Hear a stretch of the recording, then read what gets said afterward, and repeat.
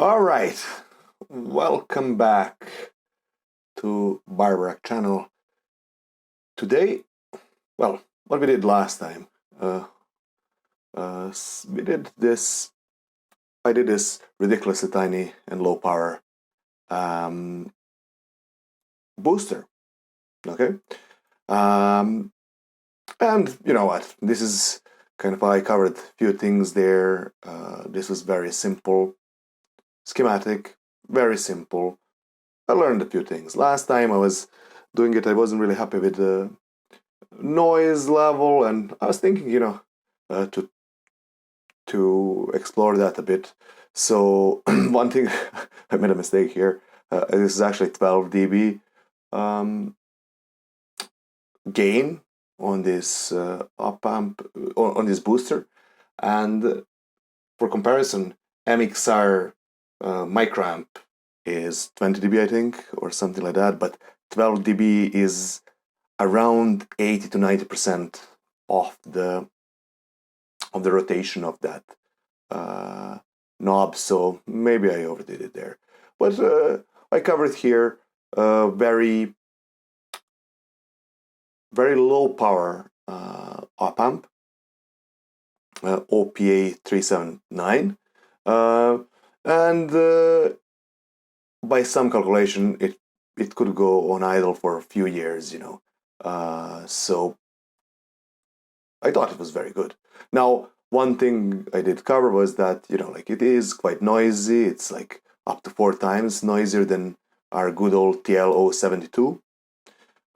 It has relatively low gain bandwidth product. But it's not a huge deal for us. And I did some basic calculation here, 0.3 millivolt peak to peak.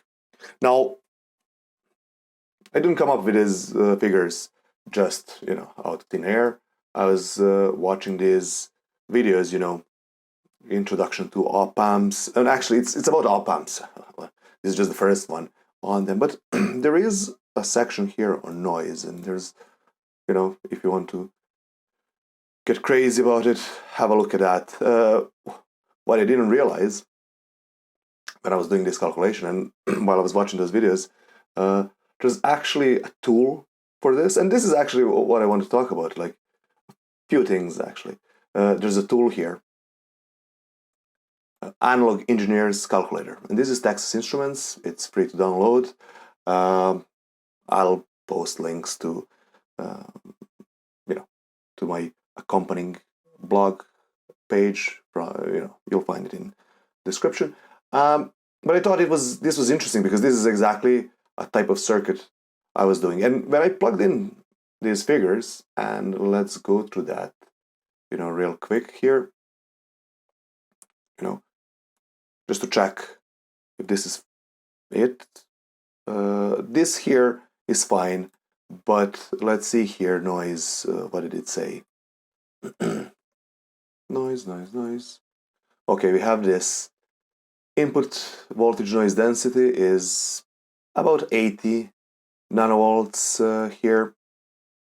I don't have this input voltage noise, this, what's the name, flicker noise, isn't it?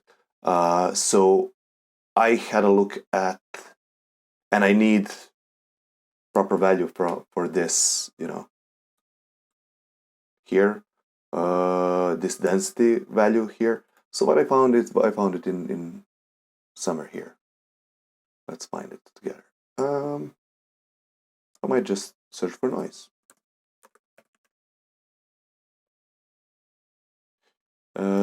Yes. So here we talk about it starts. I put 200 nanovolts. Just, it's here. It's probably lower. Tiny bit won't make a huge difference, I suppose, because here you see it's pretty flat. For higher frequencies, it is at 80 nanovolts here. So if I plug this in here, this is just standard value to put here. We can put current here. I put current here, won't make any difference. Calculate it, and what do you know? I got 0.38 microvolts peak to peak. So my calculation was, ballpark there. So this is very handy. There's loads of other things that you can have a look here, but I'm gonna I just cared about this one. So if I look at this is fine. If I plug in something like TL072 here, just for comparison, with all the same configuration, and let's find it where this is. See here, depends on which device you get. You get a slightly different noise, I think, value. Here, at 1 kilohertz, it's actually 37 nanovolts for this H suffix. But if I plug this in, I'm just gonna keep it at 21. Doesn't really matter. I mean, it does matter, but look, this is just a demonstration, yeah. So we look at here, input voltage noise. Again, I'm not 100% sure how to use this, so I'll find it later on in the diagram, but 80 femtoamps. Yeah, let's do it 80 here. So let me calculate this real quick. And I just want to see how, I think it's here. How much of a difference does this make? It makes no difference because, and we knew this, that JFET with op-amps with JFET input, they have very low current noise. So let's see if I can find noise. Let's find it. Actually the same value, and this one has lower input current noise, or I didn't see that properly in the previous one, who knows. Let's see here. Okay, I suppose we can take this like 200 nanovolts. Okay, so yeah, that's what I had here. Now this appears as 0.1, so it's 0.1 millivolt peak to peak, but that's not actually true because I have gain bandwidth here 90K.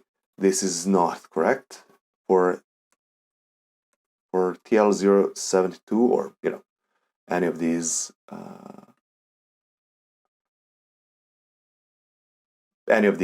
here. The bandwidth is going to be about 5 megahertz, I think. GPW. Okay, it's 5.25 megahertz. So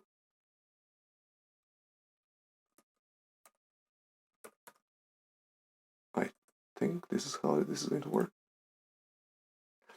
And if you don't do something about it, our peak-to-peak output noise is actually 10 times bigger because of this gain bandwidth. Again, full disclosure, I think this is how this should work. So maybe do your homework if you're uncertain.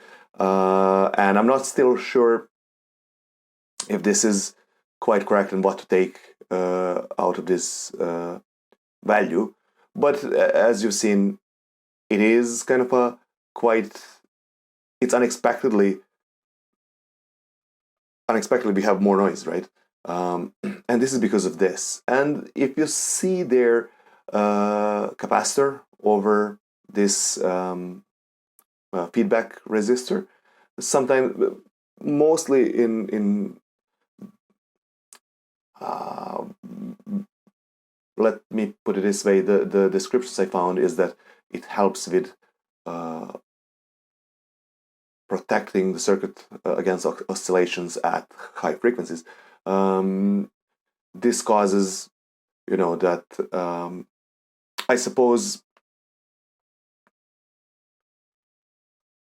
how that works is by limiting gain at higher frequencies, because that capacitor serves as a short circuit, essentially giving you 1 on your gain.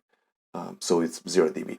But if we put something like a capacitor over and we limit our bandwidth to 90K, for example, we get 3 times less noise, and which is something similar to what we expect. So this is just something to think about. There are ways to deal with noise, but let me look into alternative, and I think I mentioned this before, alternative op-amp. This is TLV 313 I'm going to be using. It's the same, the same footprint as the OPA 379, apologies. It's slightly higher consumption. Gain bandwidth is 1 megahertz, but it is lower noise. So let's see if I plug in these figures, here. So I'm just going to keep this here for now. 26. It's 1 megahertz here. Noise. Okay. 5 femtom. As I said, this won't make a difference overall.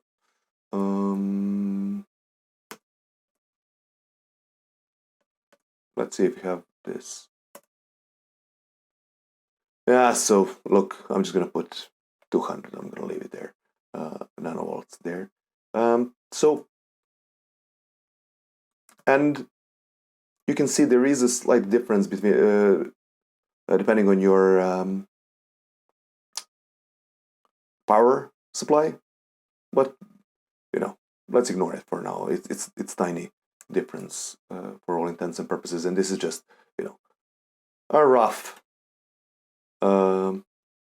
just rough calculation, really. So this comes up surprisingly noisier than my previous circuit, and I did not expect this. So what I did, and this is great, I did my I soldered everything. It's actually not that hard once you do it a few times. You get in the hang of it.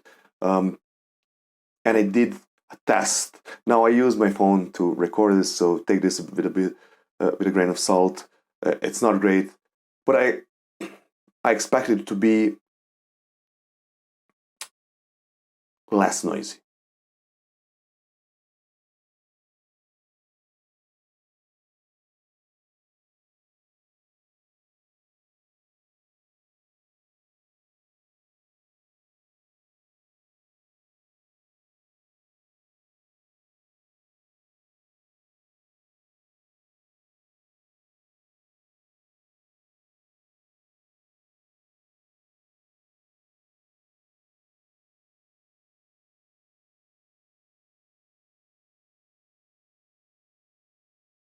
Now, let's hear it.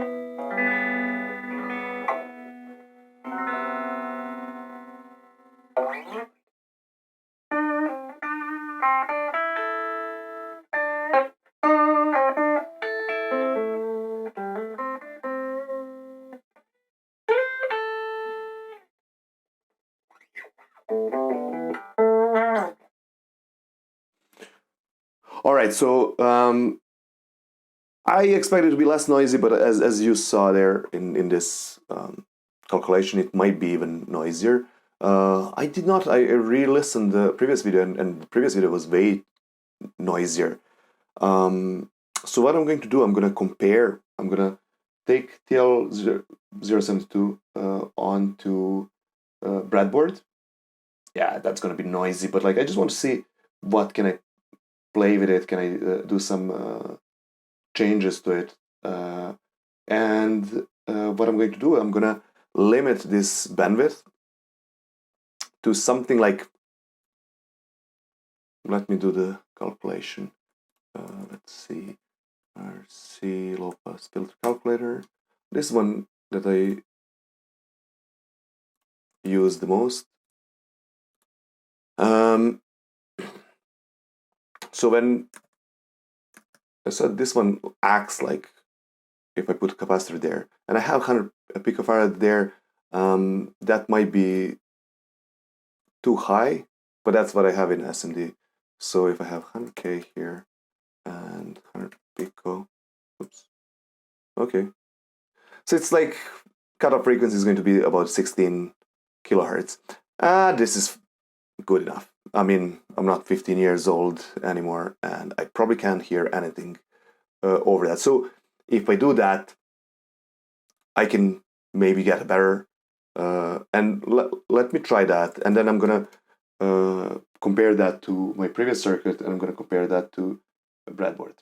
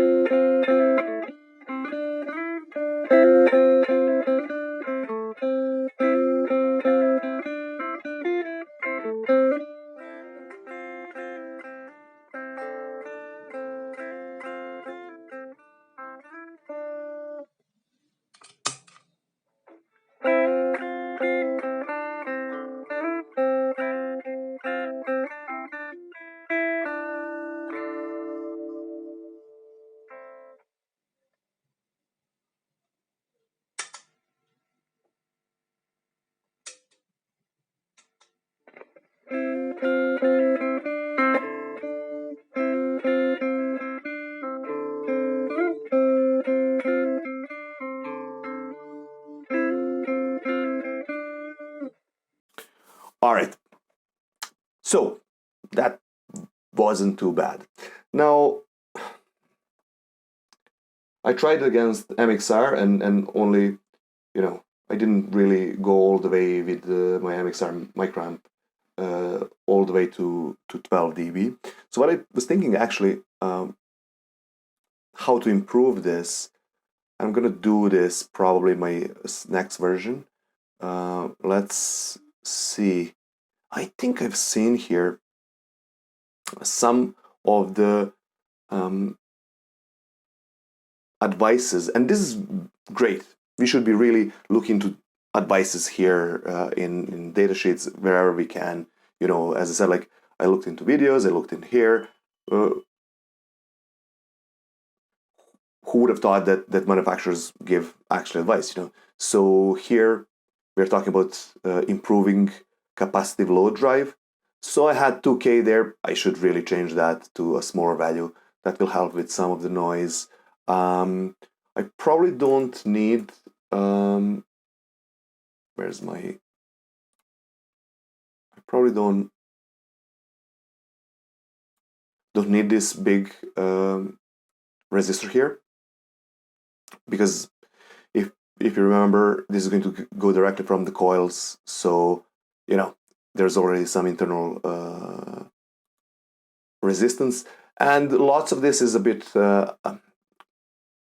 this topology is lifted from existing what you call them pedals, and you don't really know what's going to be plugged in, so there are some limitations, but I know what I'm going to be plugging into this for sure, so I don't need to worry that much about it. What do I want to show? If so, I'm gonna lower that.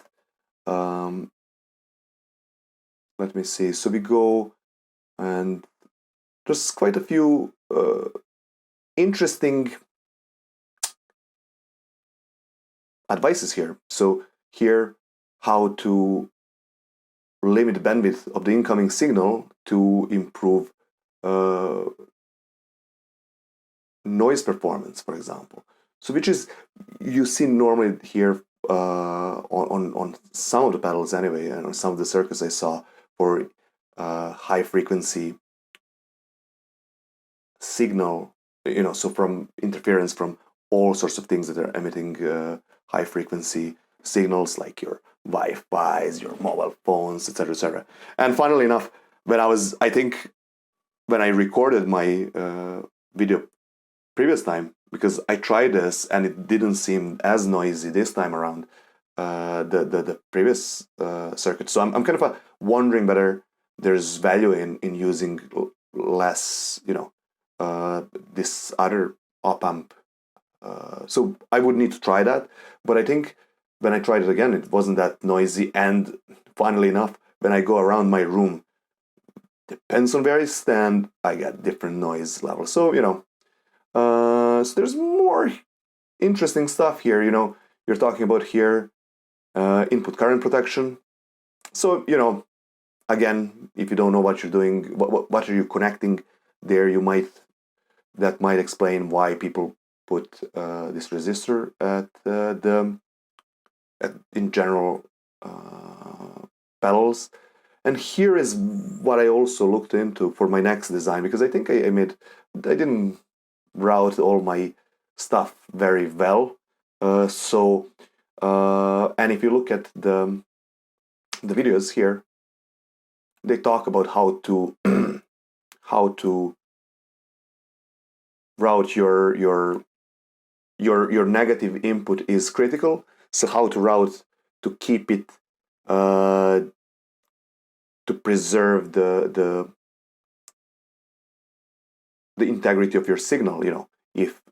Keep these resistors as close as possible to your inverting input.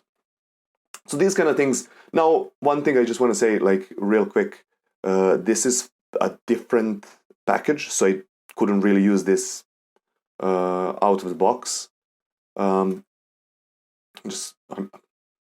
Be careful. This is SC70. SC70 has a different pinout than SOT23, and depends on what you order, for example. Just something to think about. So there's lots to play with.